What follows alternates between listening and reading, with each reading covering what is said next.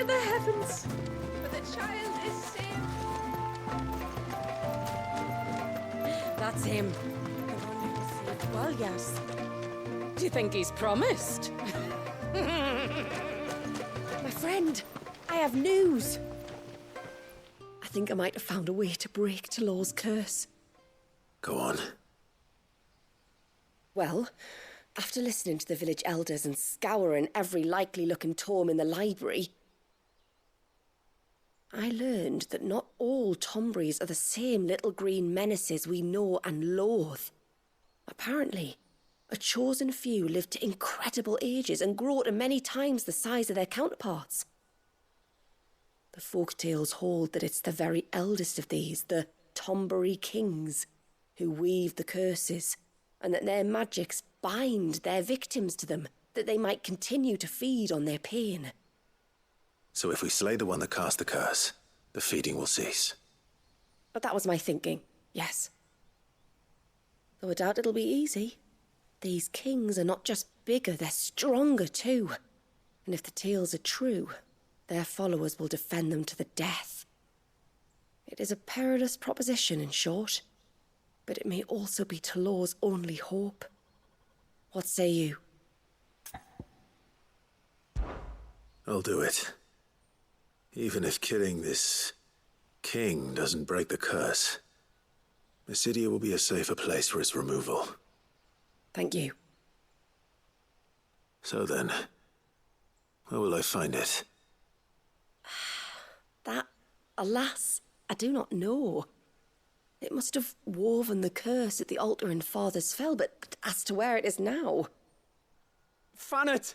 You were the one asking about Tonberries, right? Because there's a whole bloody army of them out on the cloak. What? But why would they stray so far? And why now? There's only one way to find out. I'll head up the mountain and see what's going on. Right. Thank you. And please, be careful.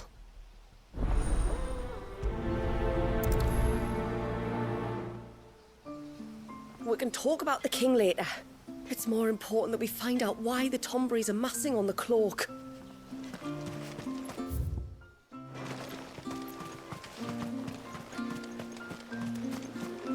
Hey, mister! Over here! Please, mister, you've got to help us. The village is in danger, and if someone doesn't do something... you should have seen it! Stop. Take a deep breath and tell me everything. Starting with your name. Sorry, my name's Eirik. When you went up to the Erev was with Miss Shula, I followed you. You could have been killed. Lady Shula told us you lot were great warriors, so I thought I'd be alright if I stayed close like. But then I lost track of you in the woods, and that's when I saw it. Saw what? A great, big, dripping, drooling monster. Spitting out great spouts of water it was, that were tearing up the ground and cutting down trees. Spouts of water? I don't recall seeing anything like that in the forest. Well, I did, and I don't ever want to see it again. You'll get rid of it, won't you? All right. If this creature is as terrible as you claim, it could well pose a threat to the village. I'll see what I can do. Thanks, mister. It was over by the Swift one that I saw it. Maybe it's still there. Then that's where I'll start my search. But this time, you're going to stay here. Understood? I wouldn't go through those gates for 1,000 gil. Not with that thing out there. Good luck, though.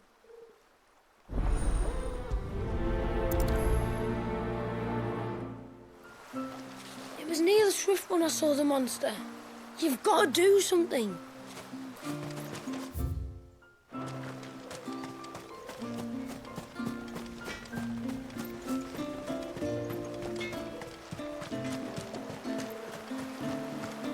When the tributary came back from the Vare without you, we all feared the worst.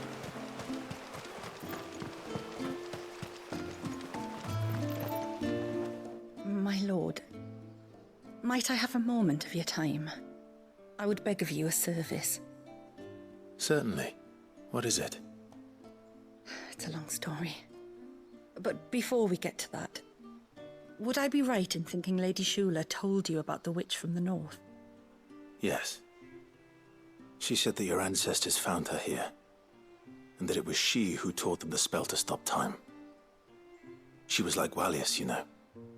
A dominant. The Warden of Ice. My great-grandmother suspected as much. She cared for the poor woman when the end was near. And it was she whose duty became to attend her grave. A duty that was passed down to me. I see. And the service you would beg of me? Well, until recently, the path to the grave had long been blocked by a fallen tree. But when our woodsmen finally found time to move it, we quickly realized it might have been better had they not. On trying to clear the rest of the path, you see, we discovered that a flock of bloodthirsty beasts had claimed the cliffs beyond. None of us was a match for them. But you, my lord, have proven your strength many times over. Would you drive them away for us? Of course. I'll see the path is made safe. Thank you, my lord. The grave is in a place called Witch Drop. To reach it, one must turn left at the Winged Wains, then follow the path around to the right, deep into the forest. Why so far from Haven? It was where she lived. When our ancestors first came to Mysidia, they found her there, in an old abandoned village, and it was her heartfelt wish to return there in death. So when she passed away, my great-grandmother had a stone erected for her on the cliffs overlooking the place she once called home. How thoughtful. Well then, no time like the present. Left at the ships, then round to the right, you said. Just so. Thank you once again, my lord. I will join you at the grave anon.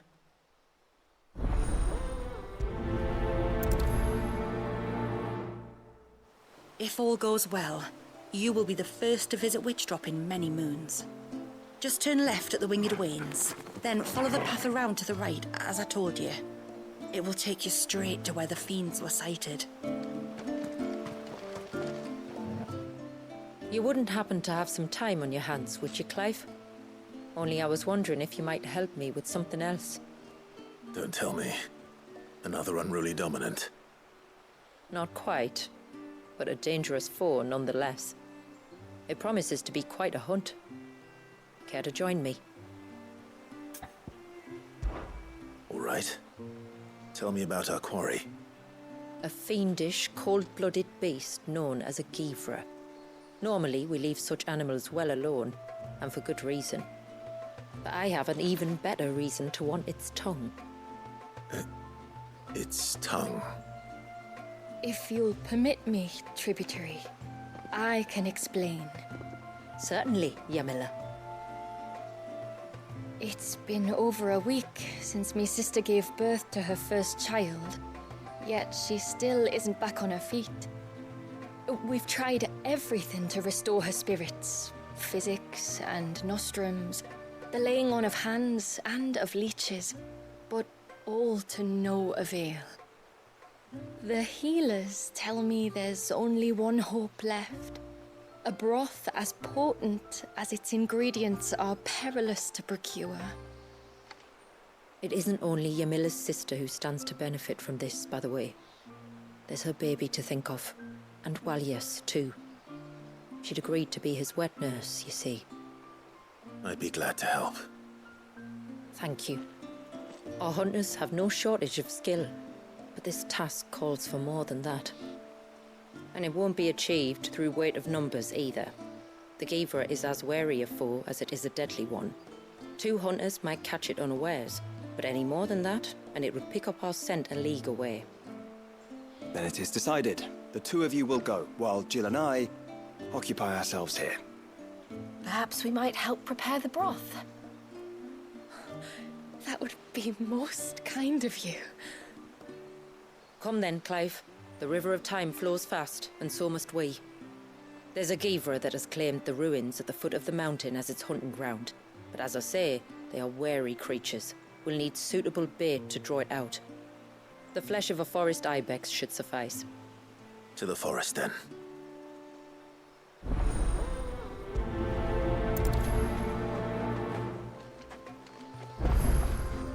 There's nothing a Givra loves more than a fat haunch of ibex. There speaks the voice of experience. Do you hunt often? Since I was a girl, my father would take me. Then after he returned to the sea, Yamila's father. Our families have always been close. Even if her sister wasn't Wallius's wet nurse, I couldn't stand by and watch her suffer.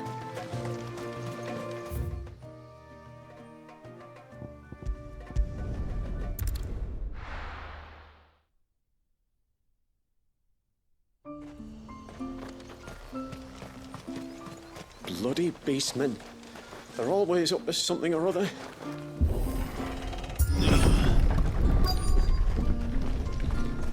Found her. They're almost at the gate. But they won't be coming any closer.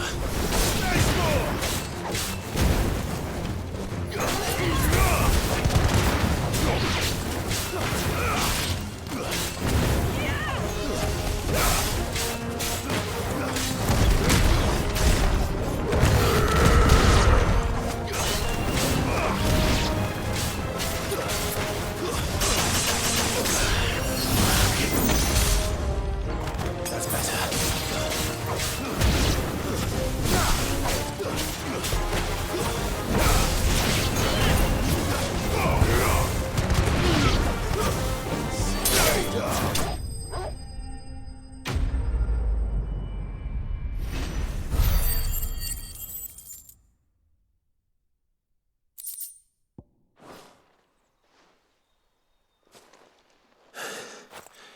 That should buy Haven some time at least. Clive, are you all right? Fine. We've taken care of the immediate threat. Thank the tides. I was worried I was going to lose you both. Till he took a sudden turn for the worse just after you left. What? Is he? No, he's hanging on. I fear the Tombury King may have begun the cursing ritual again. In earnest this time. And I can't imagine their being here as a coincidence. I think it might be happening on this very mountain. If it is, it won't be for long. Get back to Talor. I'm going up. My thanks. I shall pray for both of you.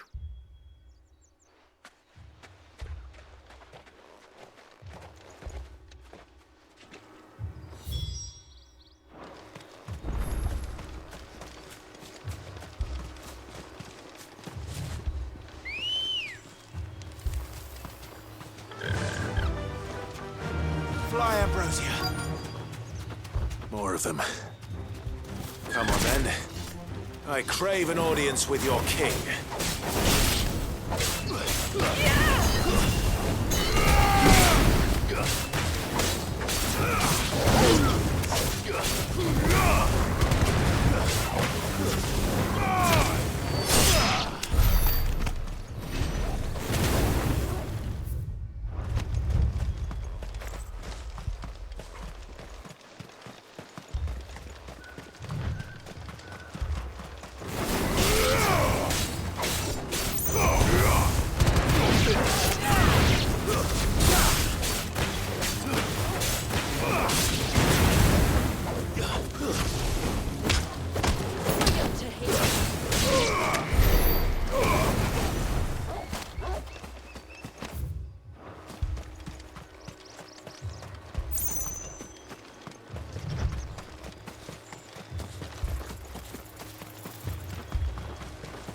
Another group.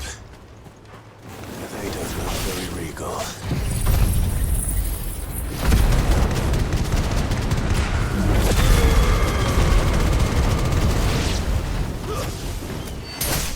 It's over.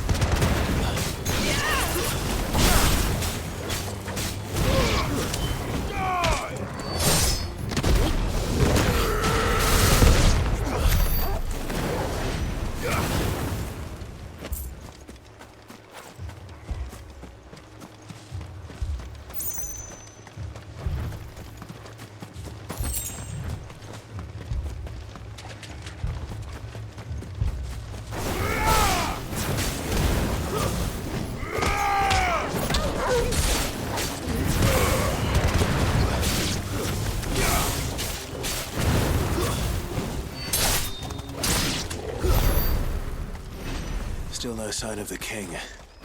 Could Fannet have been wrong?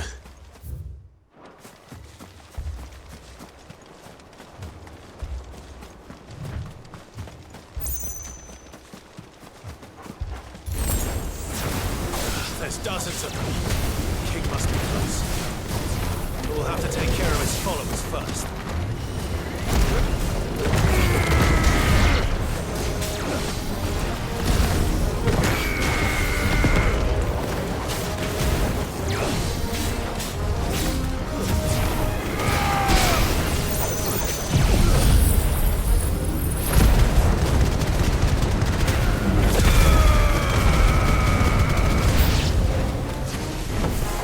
That's a lot of Tombres.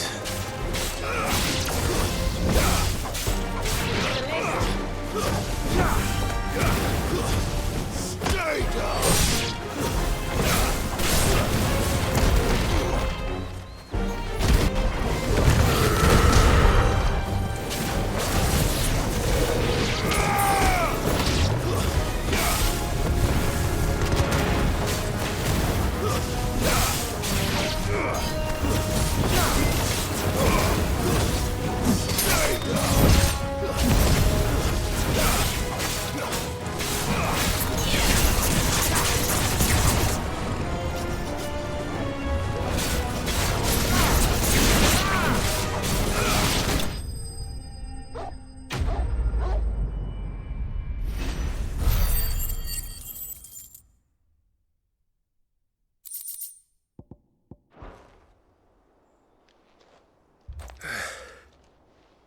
Looks like that's the last of them. Out here, anyway. But beastmen do like dark places.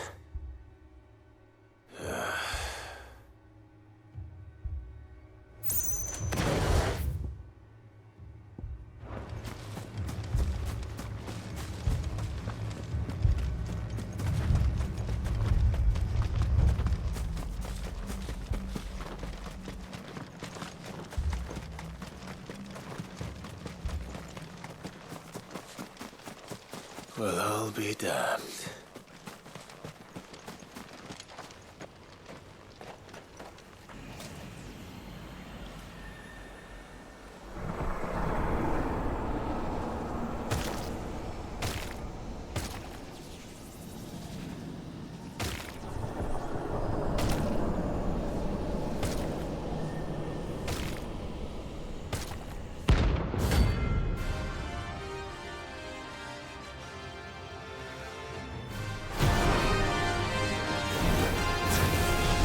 A crown. Sorry, Your Majesty, but your reign ends here. Literally. Already.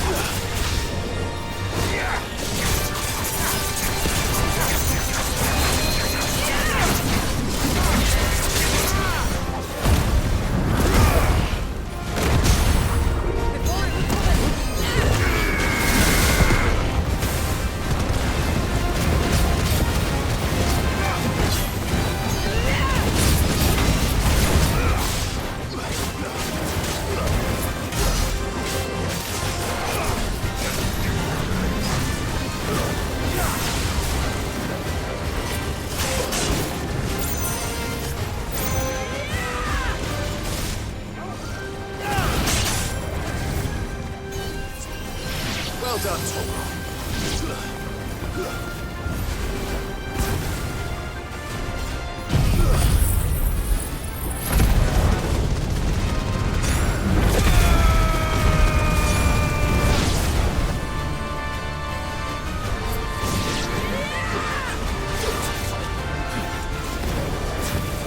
Nice try. Oh well. Too slow.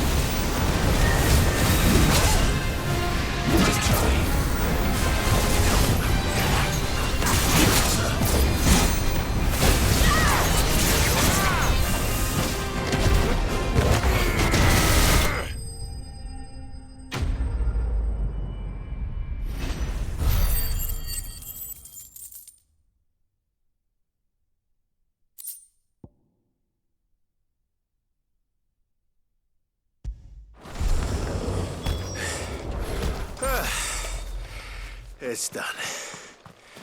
Which means the curse should be broken.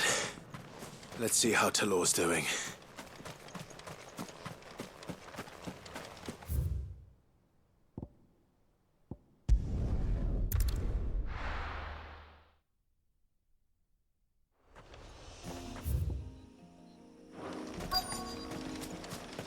Is that the hunter?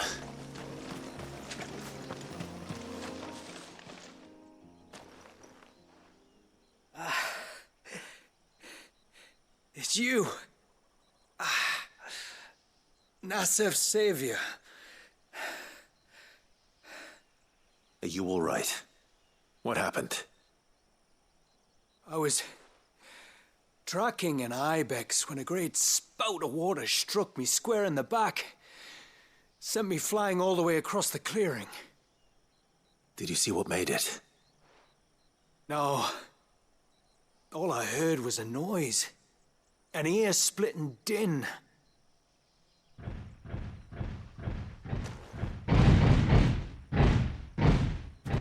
Might this be the culprit? Leave him to us.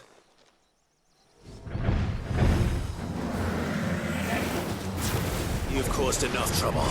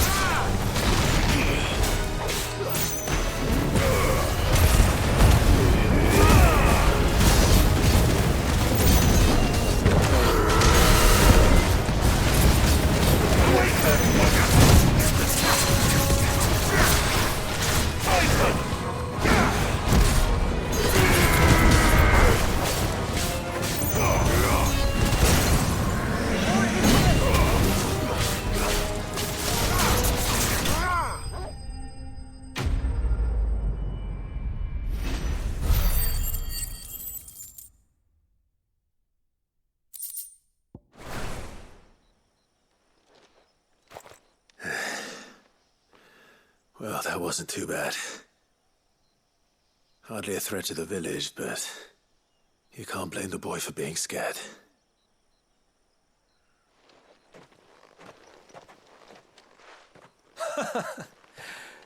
You made that look a lot easier than it was. Do you think that was the beast which attacked you? That thing? Not a chance. Would have heard it coming a league away. And the blast of water that hit me was beyond anything an Archelon can manage. Oh. A boy from the village sent me in search of a beast that could conjure such things, but...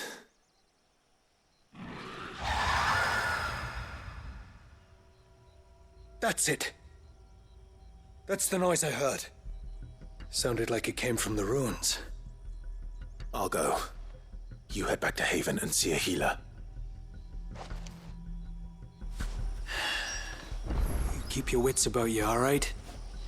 You don't want to end up like me.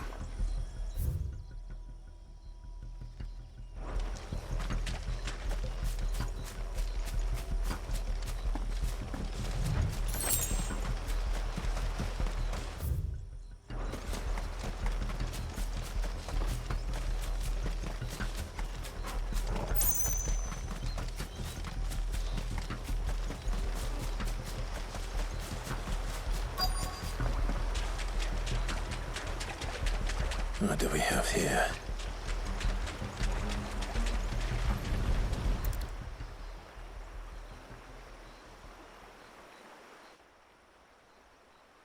Found her. Something's been busy. Whatever this creature is, it's out for blood.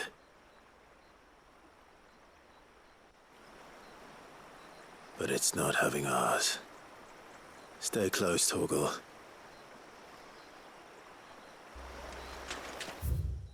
Where are you?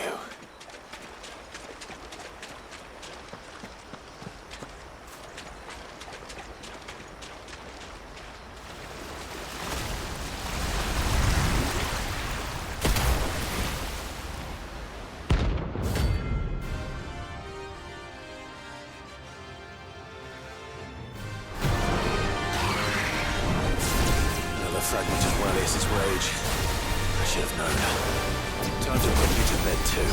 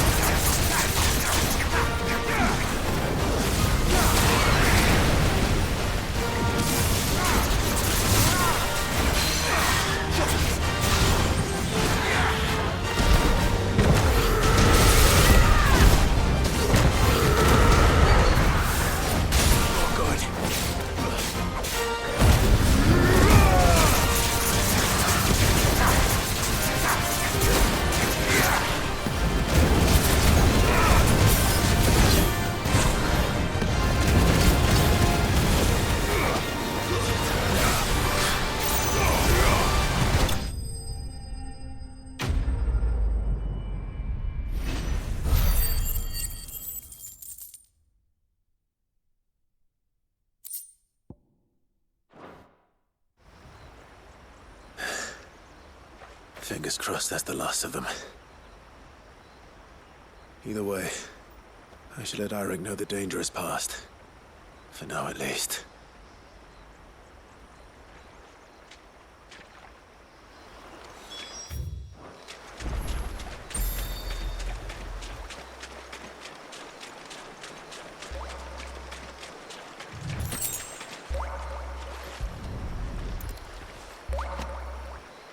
This is the mineral Paval was talking about.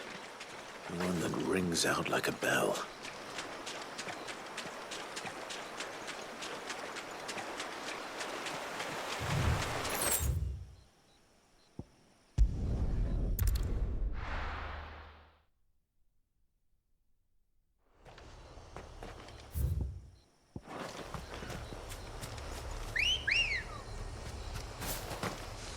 Ready, go? Fly, Ambrosia.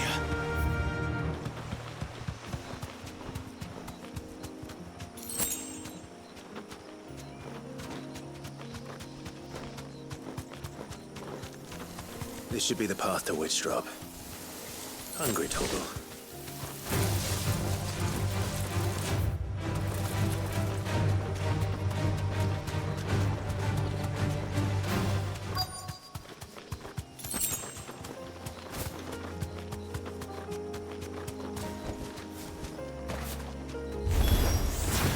Here's our welcoming party.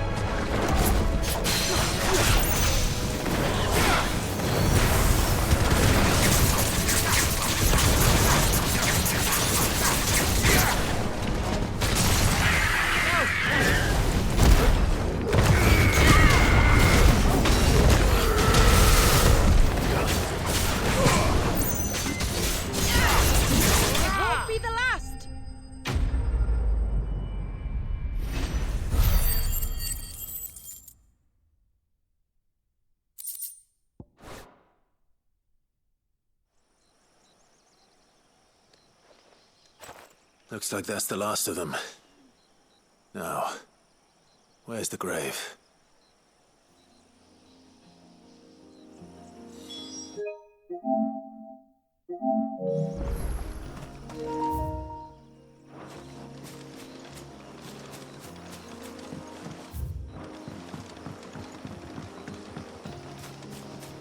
Bet you're all ready.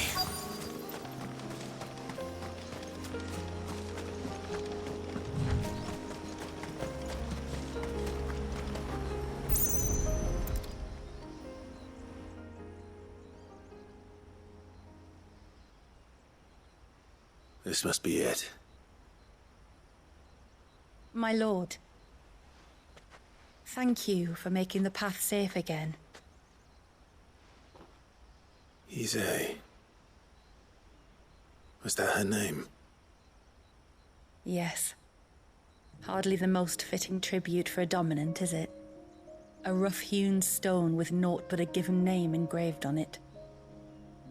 But my ancestors had only been here a matter of weeks when she passed. Every day was a struggle to survive.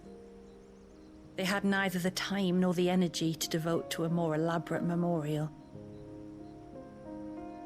Yet they spared what they could to grant her wish, that even in death she might continue to watch over her home.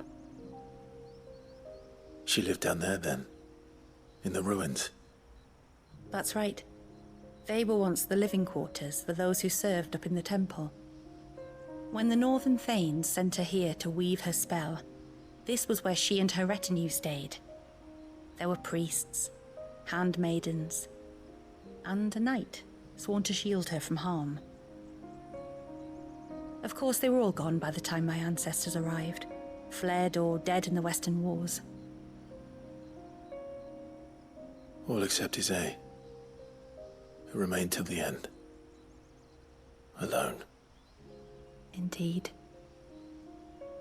At least, that is the story as it's been handed down in Haven. But there is an epilogue to the tale. One known only to Lady Shula and myself. Some years after XVI's passing, you see, my grandmother came here to tend the grave, and found a stranger kneeling before it. A knight, dressed head to toe in plate. She asked of him who he was and whence he had come, but received no answer.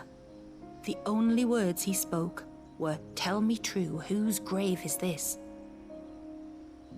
So she told him of how her people had met and cared for XVII, and how she had died. His only reaction was to stare up at the air of hours in silence. Then he left, never to be seen again. You said he was wearing plate. Was it black and gold? Do you know something of him?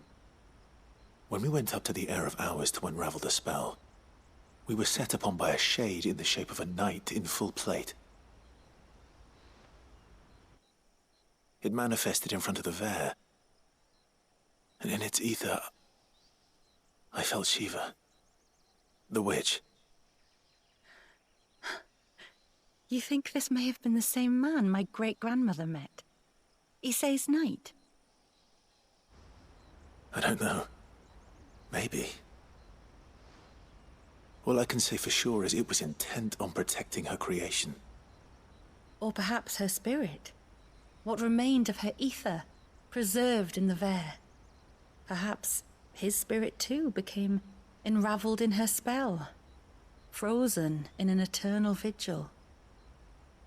Till we ended it. If the shade you fought was XVI's knight, then ending it was the greatest gift you could have given him. Now he can return to the sea, to be with his lady once more. And if his spirit should ever return here to visit her grave, I shall ask his name, that I might carve it in the stone next to hers. That they might be together. Once and for all.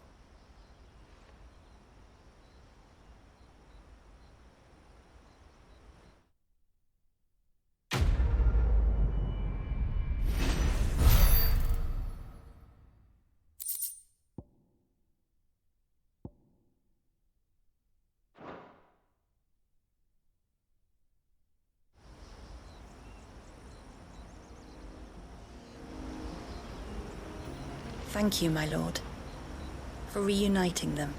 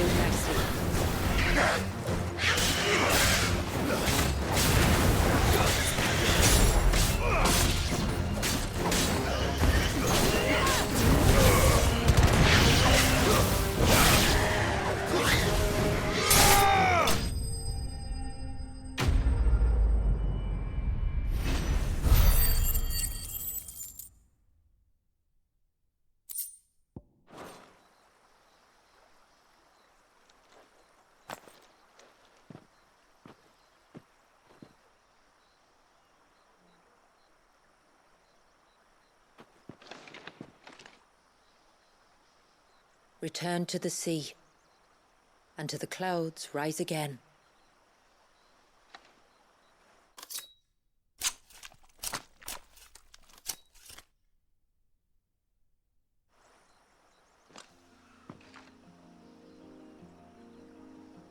We have our bait then.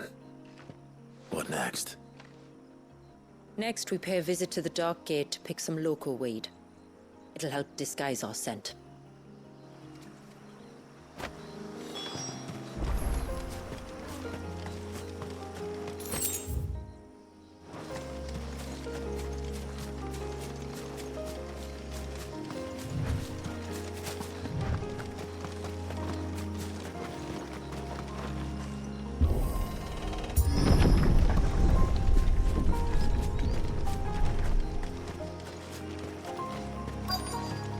There should be a sprig or two of local weed growing somewhere around here.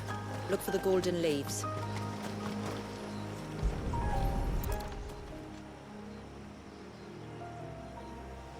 Is this it? Aye, that's the stuff. Crush the leaves between your fingertips and rub them on your clothes. If you insist.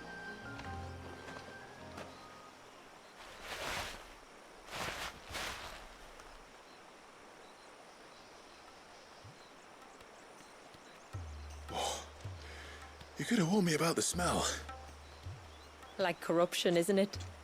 We'll have an honor guard of flies before long. But it'll stop the Givra from noticing us. Its nose will tell it we're nothing but a feast for worms. Oh, I feel so much better. We can wash it off afterwards. If there's one good thing about the Givra choosing the ruins for its hunting ground, it's that there's plenty of fresh water nearby.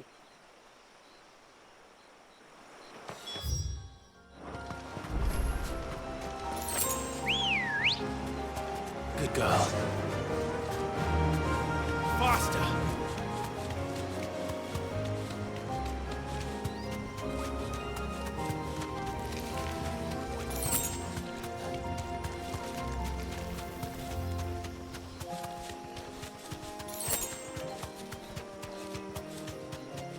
Where should we lay the bait? Givras are creatures of habit. Look for some sign of its passing. It's sure to return to the same place sooner or later.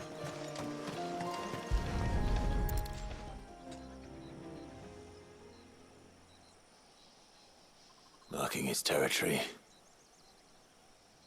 Something was. A curl, maybe.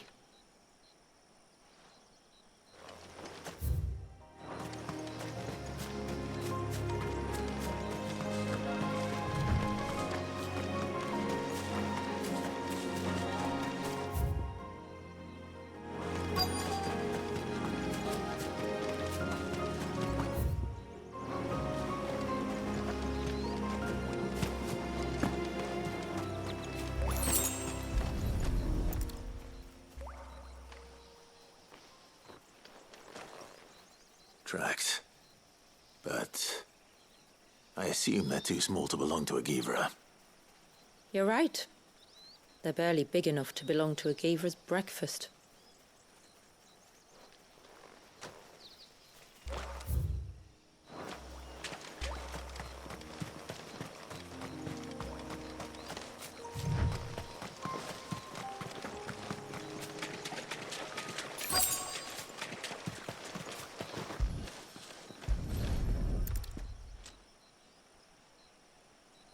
A fresh kill. But not a Givra's. The wounds are too clean, too small.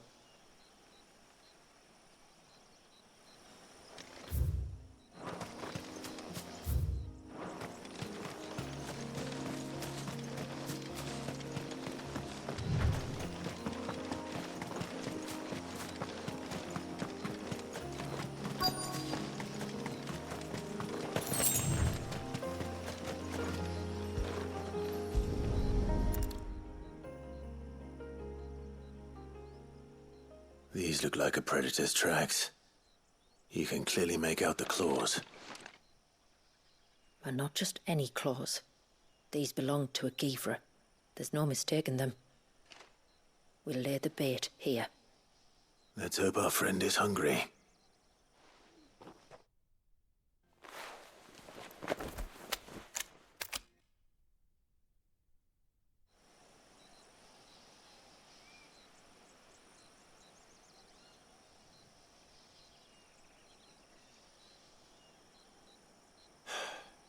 Still no sign. Patience, Clive. Hunting's not something you can rush. Have you stalked these beasts before? Once. Geevers are fast, so the job called for a bearer. But even with my knack, it was a close-run thing. Not many leaders would take such risks for their people. Says the man who battled an icon to save a boy he barely knew. It is the way of the moats of water to use what gifts we've been given for the good of all. And I gather it's your way too. It was Sid, the man whose name I bear. He fought for his people and their future with every fibre of his being. And I'm just following in his footsteps. In many ways, you remind me of him. Me? You're confusing daring with desperation. Quiet. Something's coming.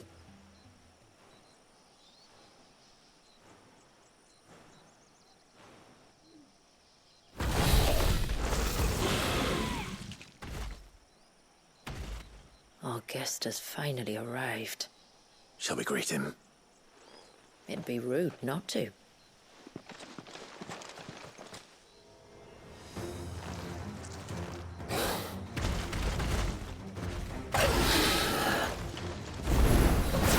Don't let it escape. Goodbye.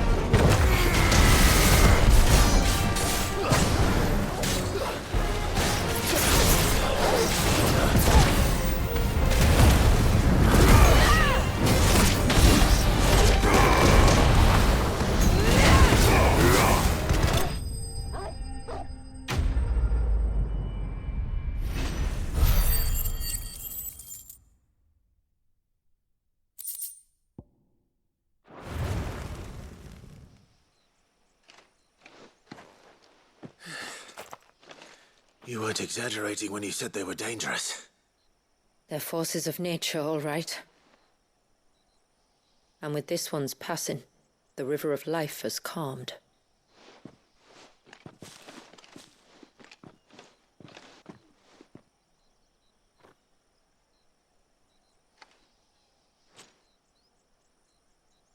O roaring torrent, son of storms, may your spirit run free in the open ocean.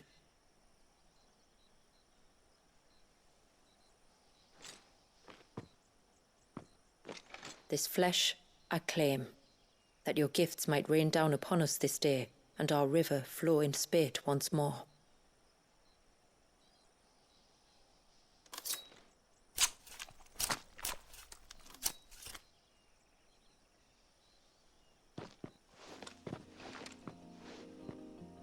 Well then, let's return to the village. We must get this tongue to Ymilla before it spoils.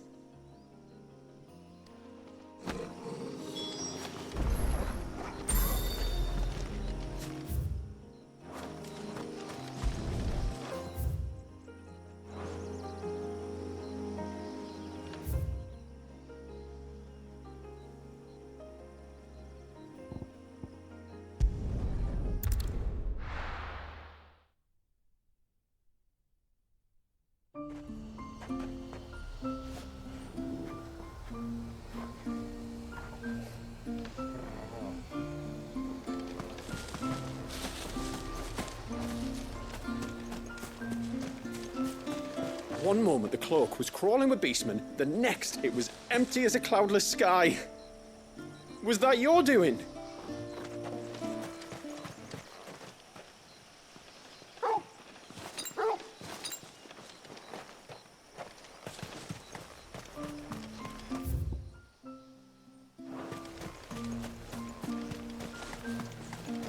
Can't claim I ever had high hopes for you lot, but there's no arguing with how things have turned out. Still not sure we're ready to throw open our gates to any old outsider who happens to come traipsing by. But I'm glad the tributary took a risk on you. That's him. The one who saved This is all we have.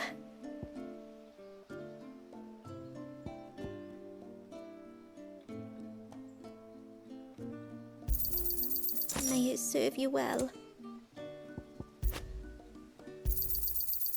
Well, if you're sure you need it. Here you are.